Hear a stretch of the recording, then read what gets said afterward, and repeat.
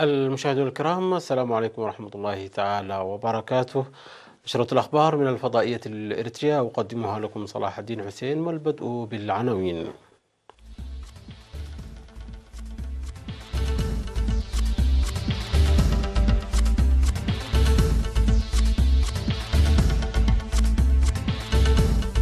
جهود لمكافحة الحوادث المرورية في عنسبة. تنظيم المهرجان السنوي للجالية الإريترية في غرب كندا. مساعدة المعاقين ذهنيا في عصب. اختبار الصين صواريخ في بحر الصين الجنوبي مصدر قلق للبنتاغون. مقتل 14 غواصا روسيا في حريق شب بقواصا. ونشطاء يحتجون مع مقرات شركات النفطية دفاعا عن البيئة.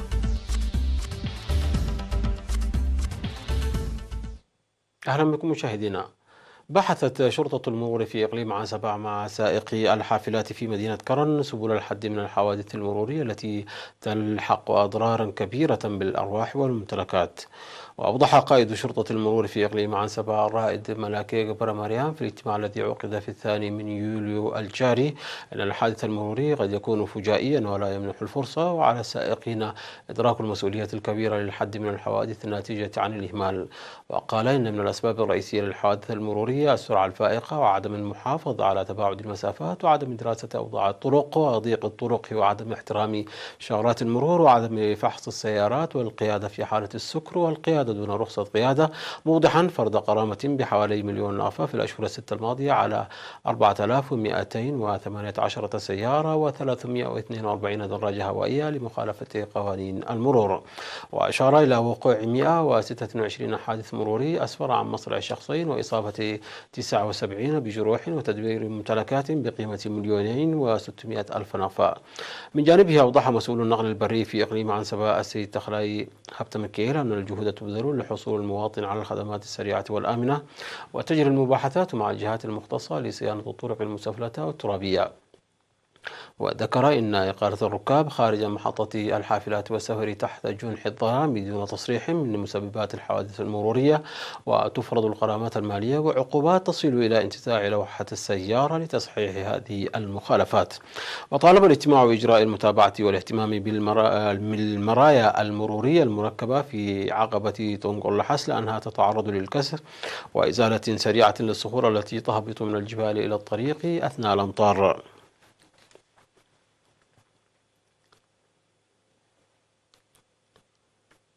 نظم في مدينة كالغاري في 29 و30 من يونيو المنصرم المهرجان السنوي للجالية الإريترية في غرب كندا. واشتملت فعاليات المهرجان الذي نظم أخذا في الاعتبار لكافة الفئات العمرية، اشتملت على فقرات ثقافية ورياضية وغيرها من الفقرات الرائعة والمميزة. وقد شارك في هذا المهرجان الإريتريون القادمون من مدن كالغاري وإدمونتون وساكستون وريجينا وفانكوفر، إضافة إلى أصدقاء إريتريا من الأجانب.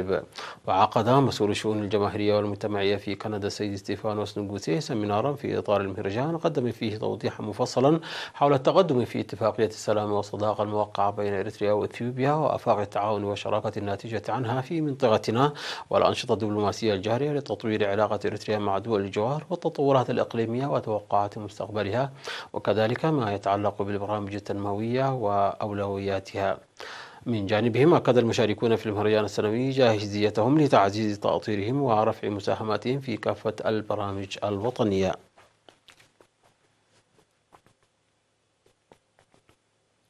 دشن في 30 من يونيو المنصرم مشروع مياه الشرب الصالحة للطلاب بكلفة أكثر من 4,000,000 نقفة. ويضم مشروع المياه المنفذ بتعاون قسم المياه في الإقليم الجنوبي ومدرسة مندفر الثانوية خزان بسعة 225 برميل ونقاط توزيع. وقال مدير المدرسة الأستاذ النباي والدمكيل أن المشروع يحل مشكلة مياه الشرب، مشيرا إلى وجود خطة لغرس 500 شتلة هذا الخريف.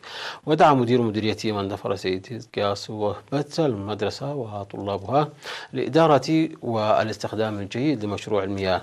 وتقدم مدرسة مندفر الثانوية التي بدأت الخدمة في العام الدراسي 1995-1996 تقدم الدراسة حاليا ل 1700 طالب.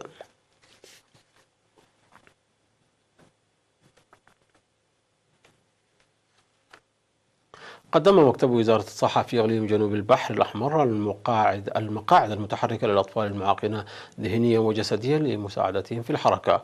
وأوضحت مسؤولة الجمعية المعاقين ذهنيا في الإقليم السيدة مسكن هيلي أن جهود الجمعية بالتعاون مع شركاء مكنت من رفع الوعي المجتمعي، وهذا الدعم المقدم من وزارة الصحة سيلعب دورا في تطور المعاقين وتشجيع أولياء الأمور. وذكر أولياء أمور الأطفال بأنهم كانوا يتركون أبنائهم في المنازل لتدني الوعي، وقد بدأوا حاليا في الاندماج في المجتمع والمشاركة في التعليم، شاكرين للدعم المقدم باستمرار.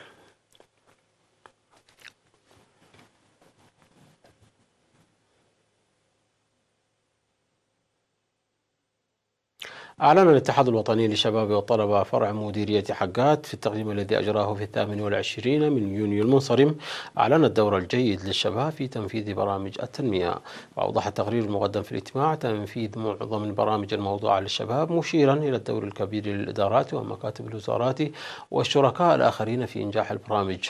وذكر بأن الأنشطة المنفذة شملت غرس الشتول في المركز الترفيهي ومساعدة أسر الشهداء والمحتاجين وتوريث التجارب وتسيير الأعمال الفنية.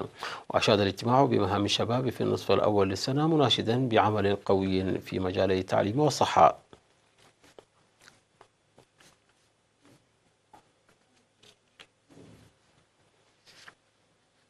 نظم مكتب وزارة الصحة في إقليم جنوب البحر الأحمر دورة تأهيلية استغرقت 10 أيام، وهدفت إلى رفع مستوى قدرات أعضائه وإمكانياتهم. وتمحورت الدورة التأهيلية في تهيئة أجواء مناسبة لضرورة رعاية ومساعدة الجهات المصابة بمتلازمة المناعة المكتسبة والقيام بعمل منسق لعلاج الأمراض. وفي ختام الدورة التأهيلية ألقى السيد جبرا هيوت أراغاي من المكتب كلمة قال فيها أن المهن الصحية تثرى وتتطور عبر العمل المستمر، داعيا الدارسين لترقية المعرفة المكتسبة وتطبيقها على أرض الواقع. مشاهدينا، نشرتنا تتواصل من الفضائية الإريترية، ولكن بعد فاصل قصير، فابقوا معنا.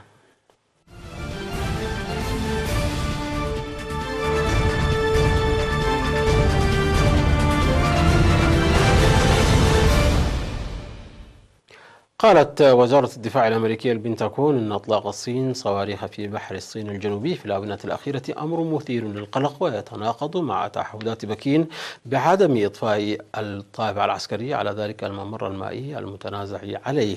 ويعد بحر الصين الجنوبي ضمن عدد متزايد من نقاط التوتر في العلاقات الأمريكية الصينية، والتي تشمل أيضا حربا تجارية وعقوبات أمريكية وتايوان. وسبق أن تبادلت الصين والولايات المتحدة الاتهامات مرارا بشأن ما تصفه واشنطن بإضفاء بكين الطابع العسكري على بحر الصين الجنوبي من خلال بناء منشآت عسكرية على جزر صناعية. وقال مسؤول أمريكي أن الصين اختبرت عدة صواريخ باليستية مضادة للسفن في مطلع هذا الأسبوع.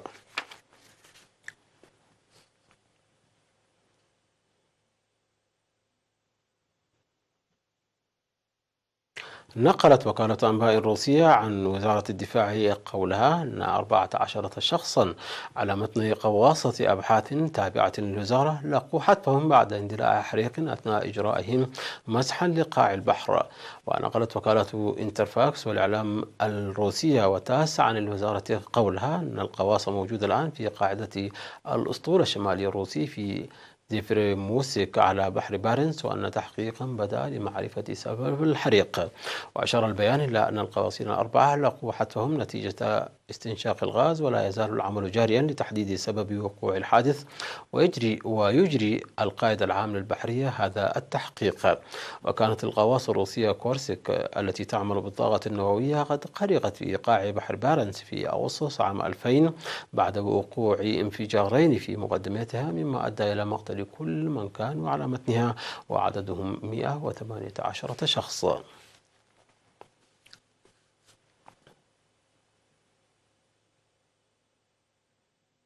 تظاهر محتجون ضد ظاهرة تغير المناخ أمام مقرات 5 شركات نفطية عالمية في العاصمة البريطانية لندن، داعين إياها إلى وقف عمليات التنقيب والالتزام باتفاقيات باريس الخاصة بالتغيرات المناخية.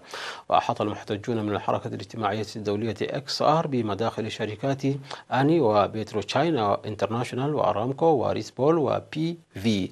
هذا وفي فرنسا احتج مئات من المدافعين عن البيئة خارج مقر شركة أمازون في باريس وعند مركز مركزين إقليميين للتوزيع تابعين لها في فرنسا في إطار تصعيد المظاهرات المتعلقة بتغير المناخ. وأغلق نحو 70 شخصا مركز توزيع في مدينة تولوز في جنوب البلاد، وتجمع نحو 80 آخرين عند مركز قرب مدينة ليل في الشمال، وأجبروا العاملين على العودة لديارهم. وقال منظمون أن العمل توقف بالمركزين.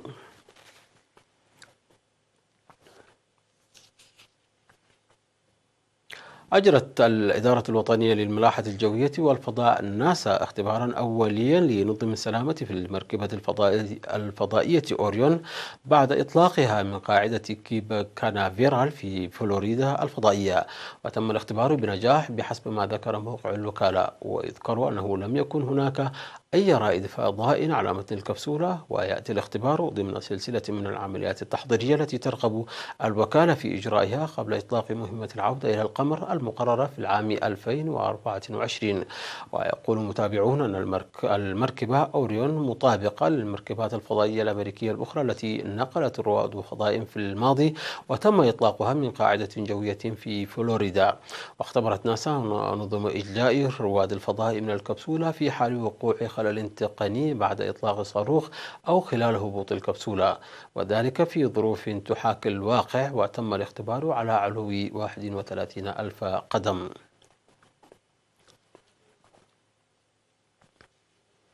مشاهدينا، انتهت النشرة. شكرا على حسن المتابعة. تحية لكم أينما كنتم، إلى اللقاء.